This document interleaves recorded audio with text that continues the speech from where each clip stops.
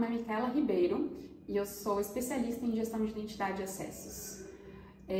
Eu atuo na área há um pouco mais de 10 anos, já passei por diversos segmentos, né, do mercado financeiro, tecnologia, consultoria, e hoje eu vim aqui para falar de um tema bem específico, né, que é como que a gestão de identidade e acessos ela pode impulsionar ou habilitar o seu negócio, né? Então é um tema bem relevante, eu espero que você goste e fique aqui com a gente até o final. Eu cheguei nessa estratégia depois de ter atuado desde da base, né, como analista, então eu atendia chamado, inclusive fazer manutenção em máquina, né, evoluir ali para uma frente mais de desenvolvimento focado em gestão de identidade e acessos, e até chegar hoje, né, na gestão. Então eu passei ali por todas as vertentes que a gente tem hoje dentro desse nicho de negócio, né, desse nicho de segurança da informação. E depois de ter passado por tudo isso, eu consegui identificar algumas coisas que podem nos ajudar a se expressar, né, com o board, com os pares, com o negócio como um todo, nessa questão de gestão de identidade e acessos. A gente precisa desmistificar o conceito que gestão de identidade e acessos é apenas operacional, né? A área de gestão de identidade e acessos, ela é uma área que vai muito além do operacional. O operacional ele é um dos pontos de entrega que a área tem que fazer, que a área precisa produzir, tá?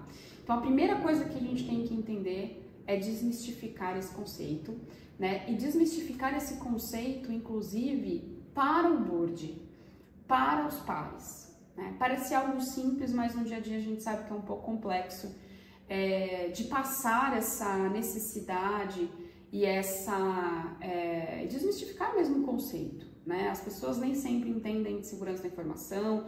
Hoje, segurança ela está bem inserida no contexto social, né? Então facilita um pouco alguns termos. Mas quando a gente entra numa camada mais profunda e mais detalhada, que é a gestão de identidade e acesso, a gente tem um pouco de dificuldade de falar ou de se expressar para esses pares, essas pessoas, né, que indiretamente ou diretamente fazem parte do nosso dia a dia dentro de uma empresa, tá? Então a primeira coisa é desmistificar isso. Eu acho que a gente tem que começar a trabalhar esse ponto nas pessoas para que a gente possa gerar o valor que a gente precisa gerar. Esse é o primeiro ponto, tá? E como que a gente pode demonstrar, né, de fato, na prática, que IAM, né, que gestão de identidade e acessos e pode ser um impulsionador de negócio? A gente tem alguns exemplos, né? Vamos tentar aqui criar um mapa mental das identidades que você deve possuir dentro da tua companhia. Então, olhando, né, para o que eu já passei, funcionário, né? Então, funcionário é o básico da identidade que a gente tem dentro de uma companhia. E quando a gente fala do funcionário, existe uma certa negligência, né? Então, assim, ele foi contratado, eu posso deixar ele uma semana assistindo vídeos de onboard e tá tudo bem. Hoje em dia, no cenário atual que a gente está, né, de tecnologia, das empresas virando mais tecnologia do que de fato o negócio que faz ela existir, não dá mais para pensar desse jeito, tá? Então, quando a gente olha para funcionário, eu sugiro que você, caso não tenha feito ainda, né, entenda o quanto de impacto você aí, quanto gestão de identidade e acessos, traz para esse nicho de identidade, né? O teu impacto hoje é mais positivo ou é mais negativo? O RH, ele traz mais reclamações sobre a concessão do acesso, da jornada de onboard daquele usuário, né? Ou mais insucesso ou mais sucesso, né? O que estão falando para você hoje, né? Eu acho que é importante entender isso. E a partir disso, trilhar uma forma de ajustar esses pontos, né? Como que você pode ajustar? Primeiro, melhorando os seus processos de onboard, ou seja, o kit básico de acesso que esse cara tem que ter dentro da companhia. Então, quando você faz o onboard ser mais fluido, né, você consequentemente também motiva esse novo colaborador, né? Eu já passei por companhias que para você conseguir trabalhar demorava ali 15 dias, né, até você conseguir de fato ter todos os acessos que a tua área precisa. Então isso desmotiva, né, o colaborador, porque ele chega ali no gás querendo trabalhar, fazer, mas ele não consegue. Ele fica às vezes assistindo um vídeo de onboard, aí senta do lado de um colega, né, que às vezes não sabe o que precisa, porque ele não tem essa informação de forma rápida. Então a gente acaba desmotivando esse cara e consequentemente também produzindo menos, né? Então não é porque é uma área interna que ele tem que produzir menos. Às vezes a gente tem algumas áreas de tecnologia ou de comercial, por exemplo, que são muito estratégicas, que a gente precisa que esse colaborador produza assim que ele chegue ali na empresa, né? Não dá para esperar 15 dias. Existe uma estratégia com aquele cara, né? E essa é a segunda dica. O quanto esse funcionário tem impactado essa estratégia, tá? E aí eu vou dar um exemplo aqui do próprio comercial, né? Imagina que o time comercial pensou num crescimento em 30 dias de 5% da produção e eles vão contratar mais 50 comerciais, né? Pessoas ali para fazer a frente de venda da companhia. E você não entrega, né? Você não entrega o acesso, o cara não consegue trabalhar e não consegue produzir. Então assim, conversa com o teu time comercial. Qual que é a dor? Qual que é o time comercial que precisa de ajuda? E quanto a não concessão desse acesso impacta diretamente no negócio financeiro daquela célula comercial? E aí você começa a chegar num termo de valores, né? Então a gente começa a analisar o cenário, a produzir estatísticas ali do impacto e a gente começa a falar de valores, que é o que o board entende, né? Que é uma parte que a gente vai falar um pouco mais pra frente aqui, de como que a gente pode sensibilizar o board e falar a mesma linguagem dele. Mas na tua posição de gestão de identidade de acessos, você precisa conhecer desse negócio, né? Não dá simplesmente pra gente negligenciar achando que ele é um funcionário, ele pode esperar 15 dias para ter o acesso ou uma semana, porque não tem problema, ele já está contratado, mas não é bem assim, né? Acho que a gente tem que pensar hoje numa forma mais geral, né? E não só na sua caixinha. Não dá mais para viver só na sua caixinha pensando nos seus problemas. Se você aí em gestão de identidade e acessos quer ter sucesso na área, quer produzir mais, quer mostrar o que a tua área faz, você tem que mudar esse mindset, né? Não dá mais para ser uma área ali de cotovelo. Você precisa ser uma área que apoia, uma área que está ali do lado das áreas de negócio e que entende do negócio da tua companhia, tá? Então esse é um primeiro exemplo. Entenda aí como que tá essa questão dos funcionários para que vocês possam fazer esse cálculo mental ali e estatístico mesmo do quanto essa perca é efetiva para o negócio, tá? E aí com isso você consegue levar para o board e falar, olha aqui, tá vendo que legal?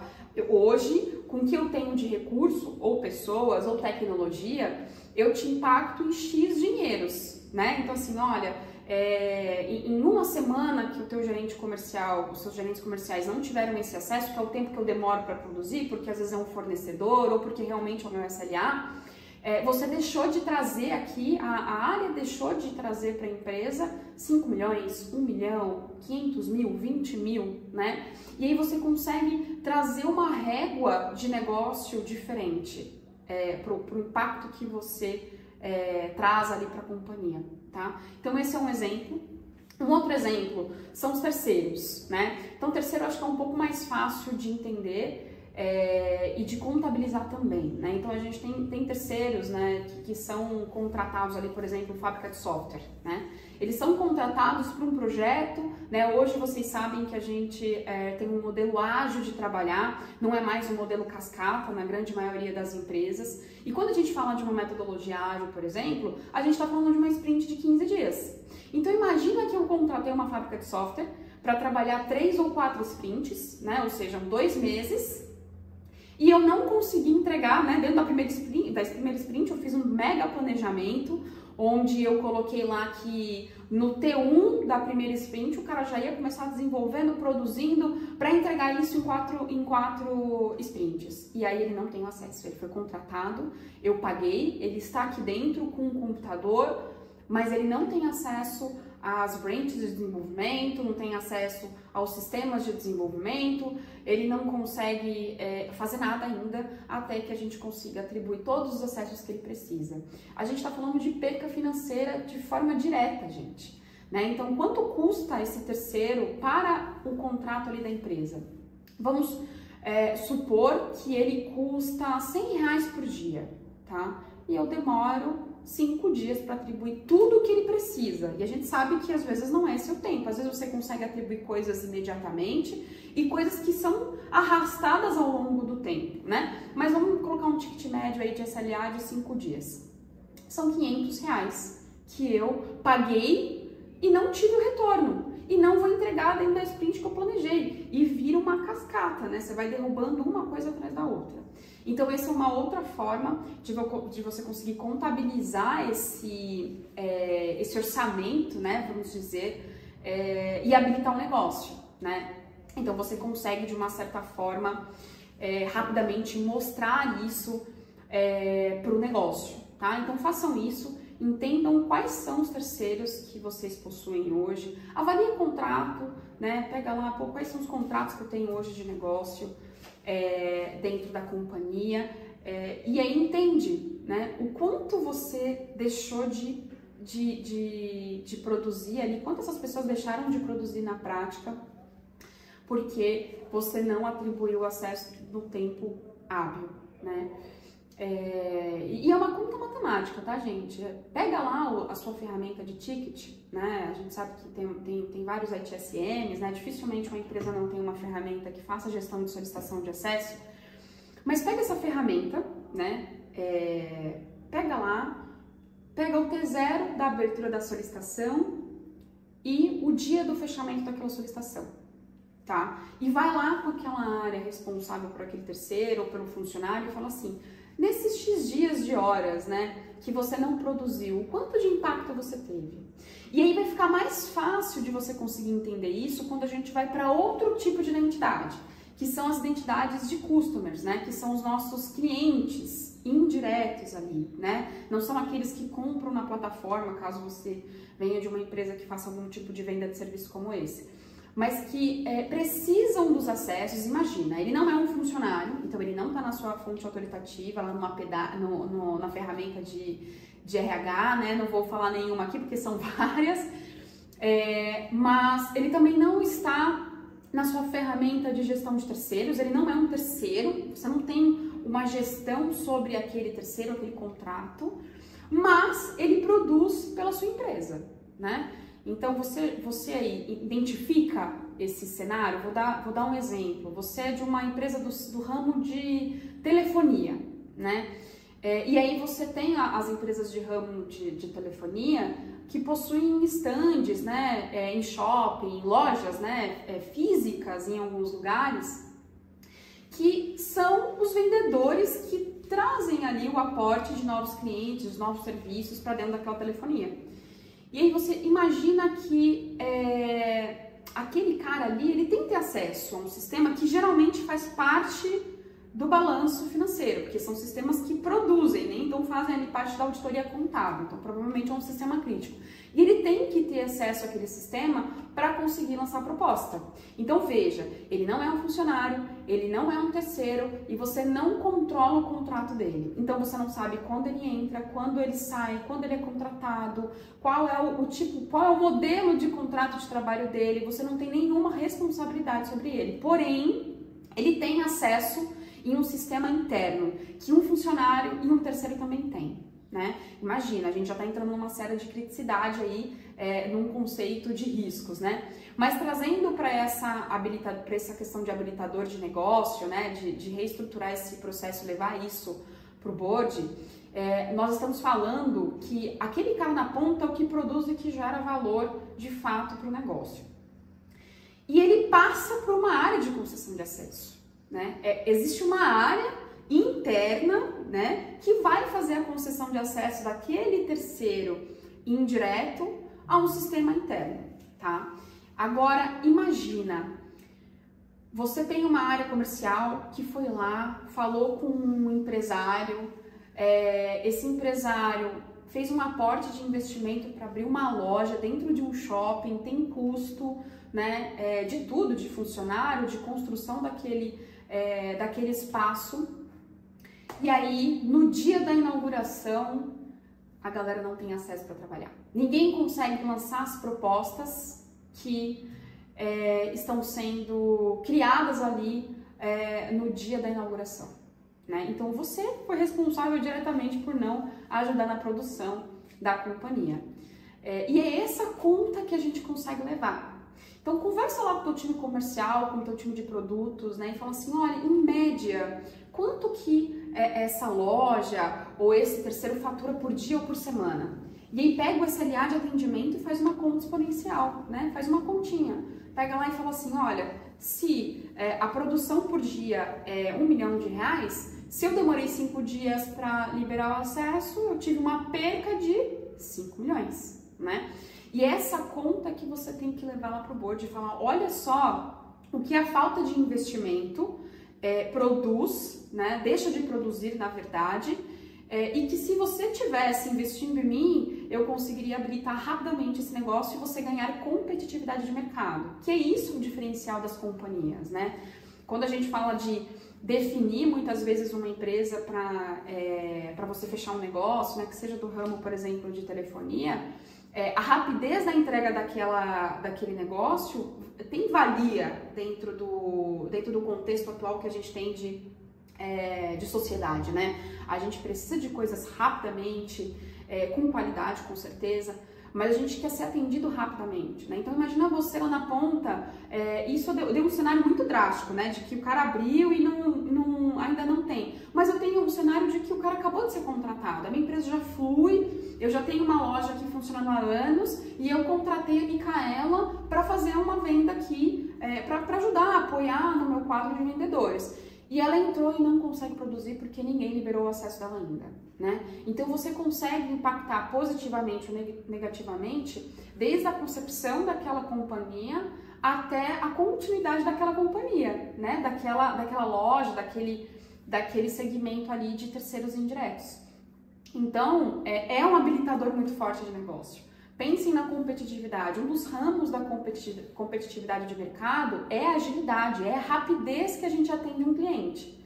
Então, eu acho que é importante vocês levarem esse conceito, né? Fazer essas contas, a gente tem que fazer conta, a gente tem que entender do negócio, né?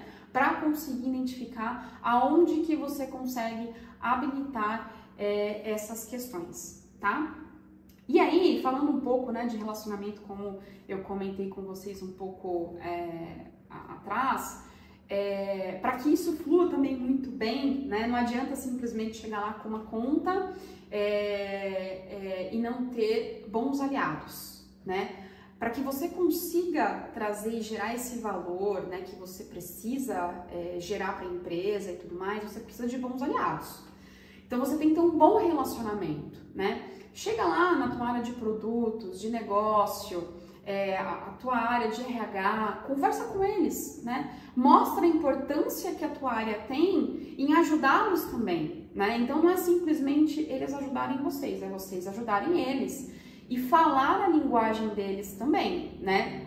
Então, com RH, não adianta falar que você tem que implementar, por exemplo, uma ferramenta de DM que vai melhorar a vida deles. Eles não vão entender o que você está falando. Mas se você falar que você vai melhorar o onboard de novos colaboradores e que eles vão ficar mais motivados quando eles têm os acessos no dia, eles vão comprar a tua briga, porque é uma briga deles também. Porque faz parte de uma meta, de uma estratégia de continuidade daquela área, garantir que a experiência dos novos colaboradores sejam ótimas, né, dentro do onboard ali. Então comece a ter relacionamento falando aquilo que a outra área quer escutar, né? E isso não é politicagem, tá, gente? Acho que a gente também tem que desmistificar essa questão.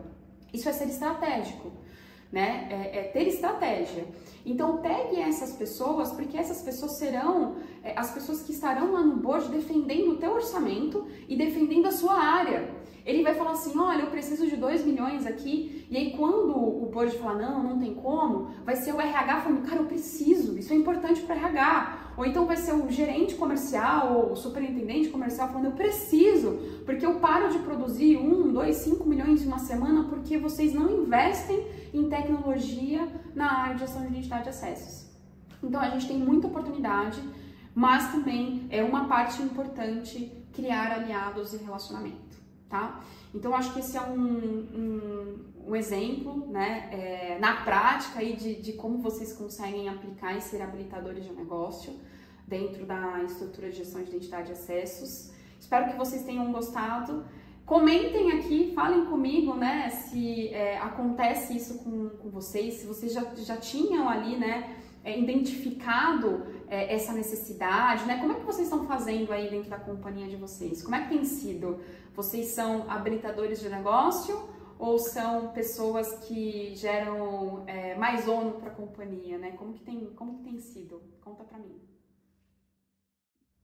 É isso, pessoal. Espero que vocês tenham gostado desse conteúdo. Espero vocês no próximo vídeo.